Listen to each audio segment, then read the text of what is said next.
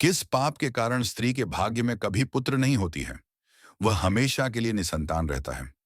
दोस्तों, गरुड़ पुराण बताया गया है कि निसंतान रहना केवल शारीरिक या भौतिक कारण नहीं है, बल्कि इनके आध्यात्मिक कारण भी छुपा है। विशेषकर भारतीय हिंदू धर्म ग्रंथ गरुड़ पुराण में स्त्री को निसंतान रहने के कोई आध्यात्मिक कारण बताए गए हैं। दोस्तों, किसी विवाहित स्त्री को अपने जीवन में पुत्र की प्राप्ति नहीं होना, उसके लिए श्राप का जीवन जिन्हें जैसा होता है उसके लिए यह एक भयंकर समस्या है तथा सामाजिक और पारिवारिक दृष्टिकोण उस स्त्री को कोई इज्जत मान सम्मान नहीं मिलता है। दोस्तों, आज हम इन्हीं विषय पर विस्तार से जानेंगे कि कौन सी स्त्री के भाग्य में पुत्र की प्राप्ति क्यों नहीं होती है, वह किन कारण से निसंतान रहता है जो गरुड़ पुराण के अनुसार बताया गया है।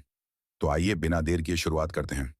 गरुड़ पुराण की ज्ञानवर्धक प्रस्तुति की कि कौन सी स्त्री को कभी संतान की सुख की प्राप्ति नहीं होती है। दोस्तों, अगर आप गरुड़ पुराण के अनुसार श्री कृष्ण के बताए गए इन बातों को करते हैं तो यकीनन आपके भाग्य बदलेगा और संतान की सुख प्राप्त होगा। नमस्कार मित्रों, स्वागत है हमारे इस चैनल गीता गुरु ज्ञान पर। मित्रों, गरुड़ पुराण की इस ज्ञानवर्धक प्रस्तुति में आप पूरी तरह खो जाएं। उससे पहले हम आपको बता दें कि इस वीडियो को आधा अधूरा देखने की गलती बिल्कुल भी नहीं करें, क्योंकि यह गरुड़ पुराण की ज्ञानवर्धक प्रस्तुति है जो आपके जीवन के कर्मों से जुड़ी हुई है। गरुड़ पुराण के इस रहस्य ज्ञान को जानने के बाद आपके जीवन से जुड़ी समस्त दुखों का अंत होगा। मित्रों, भगवान श्री कृष्ण कहते हैं, कभी भी किसी व्यक्ति को गरुड़ पुराण की बातों को आधा अधूरा नहीं सुनना चाहिए, क्योंकि आधा अधूरा ज्ञान हमेशा विष के समान होता है। इसीलिए मित्रों, आपसे यही आग्रह है कि आप इस वीडियो को बिना स्किप किए अंत तक जरूर देखिए, जो आपके जीवन सुखमय कर देगी। साथ ही इस वीडियो को एक लाइक करके चैनल को अवश्य सब्सक्राइब कर लीजिए। और हाँ दोस्तों, कमेंट बॉक्स में आप पूरे श्रद्धा और विश्वास के साथ जय श्री कृष्णा लिखकर ईश्वर को आप अपना आभार व्यक्त जरूर कर दीजिए। इससे आपके जीवन से जुड़ कष्ट खत्म होगा। आइए दोस्तों, जानते हैं दोस्तों, गरुड़ पुराण में श्री कृष्ण ने बताया है, स्त्री को निसंतान रह केवल शारीरिक भौतिक कारण नहीं है, बल्कि उसके जीवन में किए गए कर्म, आचरण और धर्म है। साथ ही उसको स्त्री निसंतान रहना उसके पिछले कर्मों का भी परिणाम होता है। मित्रों, गरुड़ पुराण के बताया गया है कि हमारे जीवन में जो कुछ घटित होता है वह हमारे पिछले कर्मों का फल है, जो वर्तमान जीवन को भी प्रभावित करता है। स्त्री को निसंतान रहना केवल भाग्य का दोष नहीं है, बल्कि उसके जीवन किए गए सांसारिक कर्म आचरण का फल है, जिन कारण वह निसंतान रहता है। तो आइए दोस्तों, आज एक कथा के माध्यम से जानते हैं जो श्री कृष्ण ने स्वयं नारद को बतलाया था, जो गरुड़ पुराण स्कंद पुराण के द्वारा बताया गया है। इस कथा सुनने और समझने के बाद आप ये समझेंगे कि आप अपने जीवन में कौन सा ऐसा गलती करते हैं जिन कारण से आप संतान से वंचित हैं। यह कथा अंत सुनने के बाद आपके मनोसौंदर्य प्रतीत होगा और संतान ना होने का सभी सवालों का जवाब मिलेगा।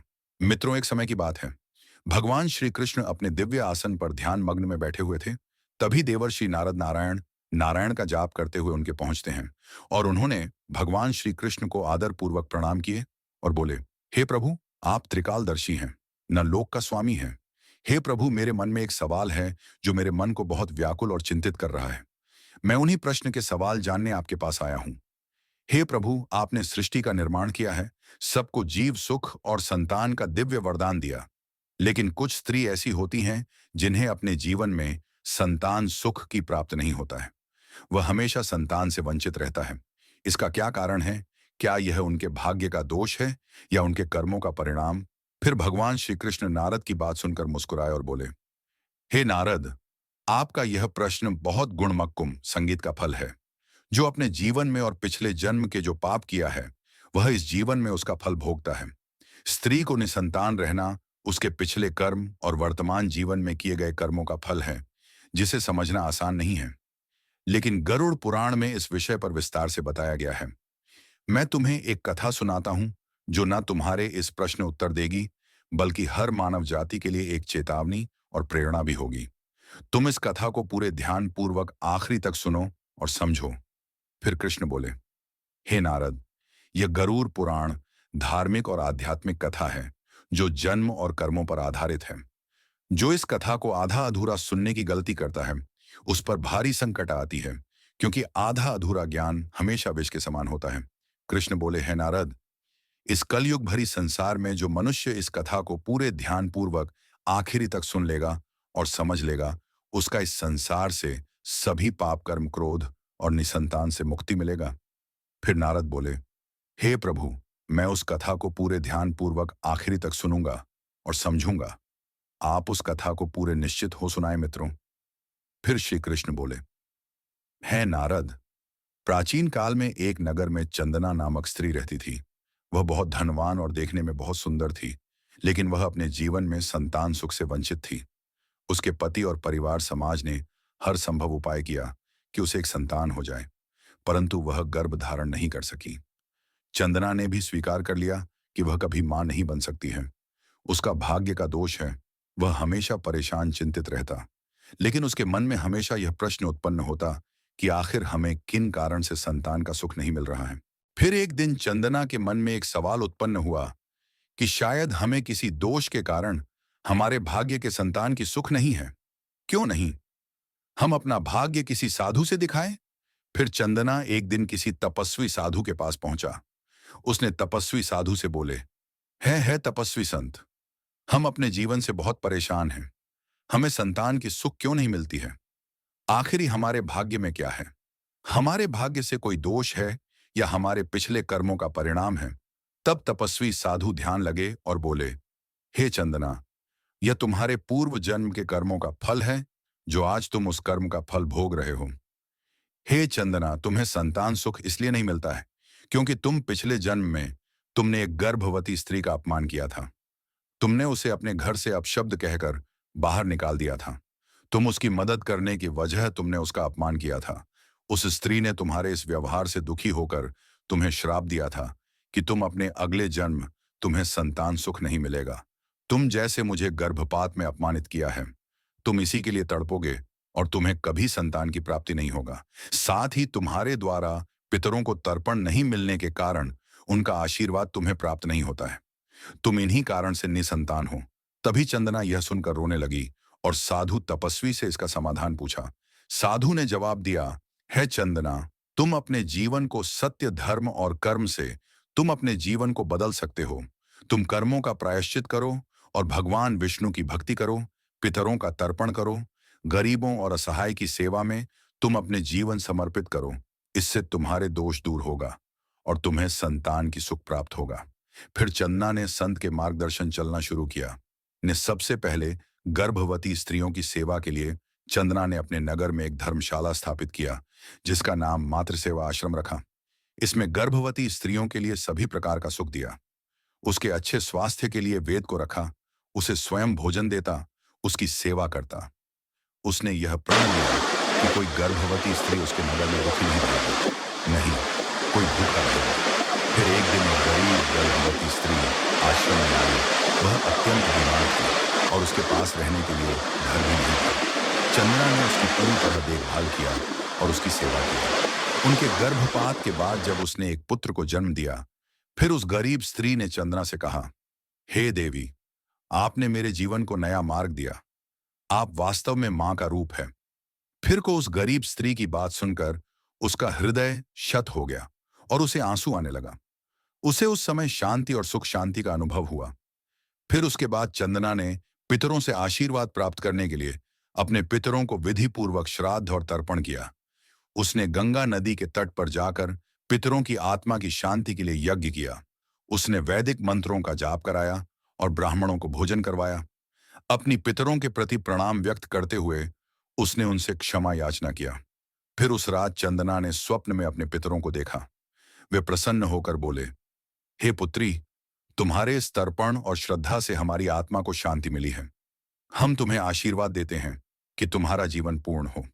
यह स्वप्न चंदना के लिए एक नई ऊर्जा का स्रोत बना। उसके बाद चंदना ने भगवान विष्णु और गोपाल मंत्र का जाप किया।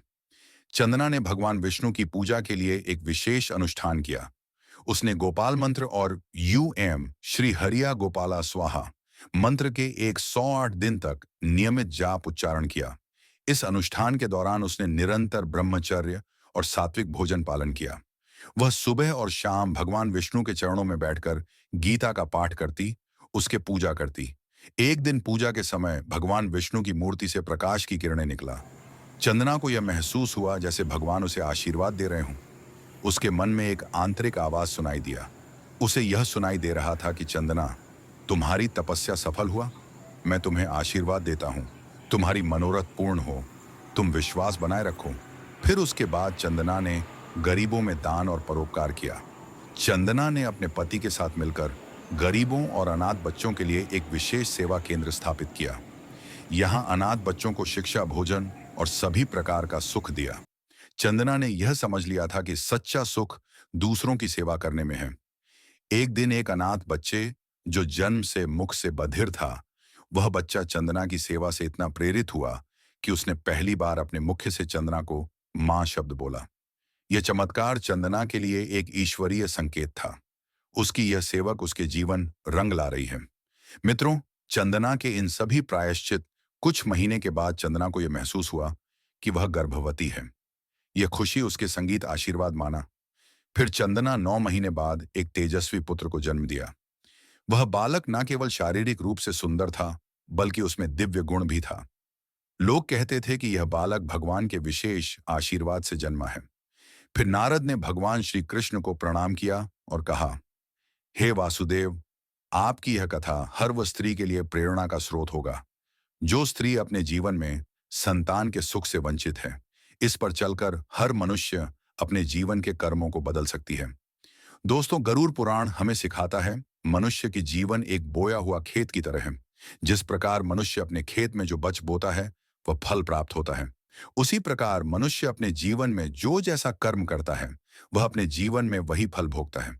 मित्रों, गरुड़ पुराण के अनुसार श्री कृष्ण कहते हैं, मनुष्य अपने जीवन में अच्छे कर्म और सत्य मार्ग पर चलकर ईश्वर को प्रसन्न कर सकते हैं और हम अपने भाग्य में होने वाले घटना से बच सकते हैं। इससे आने वाले भाग्य बदल सकते हैं। दोस्तों, गरुड़ पुराण में श्री कृष्ण ने स्त्री को निसंतान रहने मुख्य 3 उपदेश दिए हैं, जिन्हें गलती से भी स्त्री अपने जीवन में करते हैं तो वह संतान के सुख एवं छत रहता है। दोस्तों, आप इस वीडियो को अंत तक जरूर देखिए, क्योंकि यह सारी जानकारी गरुड़ पुराण के द्वारा बताया गया है। इस वीडियो को बीच में छोड़कर जाने की गलती बिल्कुल भी नहीं कर इसलिए इस ज्ञानवर्धक प्रस्तुति को अंत तक जरूर देखिए। आइए जानते हैं। नंबर 1, पति का अनादर करने वाली स्त्री। गरुड़ पुराण के अनुसार जो स्त्री अपने पति को अनादर और इज्जत नहीं करती है, उसका भाग्य, संतान, सुख से वंचित रहता है, क्योंकि पति पत्नी का रिश्ते में प्रेम और अटूट विश्वास होना आवश्यक है। इससे आने वाले जीवन अत्यंत सुखद होता है। नंबर 2, पवित्रता का पालन नहीं करने वाली स्त्री। गरुड़ पुराण के अनुसार जो स्त्री अपने जीवन में अशुद्ध और पाप करते हैं, उसे कभी भी संतान का सुख नहीं मिलता है, क्योंकि स्त्री को अपने कर्मों के शुद्ध रहना चाहिए और सत्य धर्म का पालन करना चाहिए। नंबर 3, ब्राह्मणों और संतों का अनादर करने वाली स्त्री। गरुड़ पुराण के अनुसार जो स्त्री ब्राह्मणों, संतों या धर्म गुरुओं का अनादर करती है, उसे अपने जीवन में संतान का सुख नहीं प्राप्त होता है, क्योंकि ब्राह्मण को देवी देवता का स्वरूप माना जाता है। अपमानित करने वाले स्त्री के भाग्य में कभी पुत्र की प्राप्ति नहीं होती है। नंबर 4, गर्भ का अपमान या गर्भपात में रहने वाली स्त्री। गरुड़ पुराण के अनुसार गर्भपात में रहने वाले स्त्री को कभी अपमान करना, जो स्त्री जानबूझकर गर्भपात कराती है और गर्भ को नष्ट करती है तथा किसी गर्भ धारण रहने वाली स्त्री को मजाक उड़ाता है, उसे अगले जन्मों में भी संतान सुख नहीं मिलता। गरुड़ पुराण में गर्भ को जीवन का वरदान माना जाता है। नंबर 5, पितरों और देवताओं का अपमान करने वाली स्त्री। गरुड़ पुराण के अनुसार जो स्त्री अपने पितरों और देवताओं का अनादर करती है या उनके प्रति कृतज्ञ होती है, उसे अगले जीवन और आने वाले जीवन में संतान सुख से वंचित रहता है। पितरों और देवताओं का आशीर्वाद प्राप्त करने से जीवन में सुख प्राप्त कर सकते हैं। मित्रों, गरुड़ पुराण हमें सिखाता है, यह जीवन हमारे कर्मों का फल है। यह ग्रंथ हमें यह समझने की प्रेरणा देता है, अपने जीवन से धर्म, सत्य, परोपकार का पालन करना ही सबसे बड़ा कर्तव्य है। मित्रों, गरुड़ पुराण हिंदू धर्म के महान ग्रंथों में से एक। यही हमारे जीवन को सही दिशा में चलने का ज्ञान देता है, जो हमें यह सिखाता है कि मनुष्य का भाग्य उसके कर्मों और ईश्वर की इच्छा का परिणाम होता है। यह ग्रंथ न केवल जीवन और मृत्यु के रहस्यों के बारे में बतलाता है, बल्कि यह भी समझाता है कि मनुष्य अपने जीवन को किस प्रकार सही दिशा में ले जा सकता है। मित्रों, चंदना की यह कथा न केवल निसंतान के रहस्य को उजागर करती है, बल्कि यह भी सिखाती है कि जीवन में हर कठिनाई को धर्म, सेवा और भक्ति से हम अपने आने वाले भाग्य को बदल सकते हैं। यह कथा हर एक उस स्त्री और पुरुष के लिए प्रेरणा का स्रोत है जो अपने कर्मों को सुधार कर अपने जीवन को सत्य धर्म पर चलाना चाहिए। गरुड़ पुराण हमें यह सिखाता है कि जीवन में सत्य मार्ग और अच्छे आचरण से केवल संतान की सुख प्राप्त नहीं होगी, बल्कि हमारे आने वाले भाग्य भी सुखद होगा। दोस्तों, गरुड़ पुराण हमें यह सिखाता है कि भाग्य केवल कर्मों का फल है। भले ही भाग्य में जो लिखा हो, पर हम अपने कर्म और ईश्वर के भक्ति आशीर्वाद से हम अपने भाग्य को भी बदल सकते हैं। मित्रों, जीवन एक दुर्लभ अवसर है जिसे सही दिशा में ले जाकर हम भाग्य और आने वाले जीवन बदल सकते हैं। अपने जीवन को ऐसा बनाएं कि आपका हर कार्य आपके और आपके परिवार के लिए शुभ फल लाए।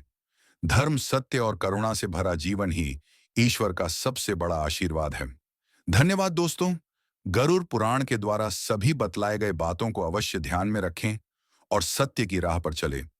इससे आने वाले जीवन अत्यंत सुखद होगा। और दोस्तों, वीडियो अच्छा लगा तो इस वीडियो को लाइक करके कमेंट में जय श्री कृष्ण जरूर लिख दीजिए और हमारे इस चैनल गीता गुरु ज्ञान को अवश्य सब्सक्राइब कर लीजिए ताकि हर एक नया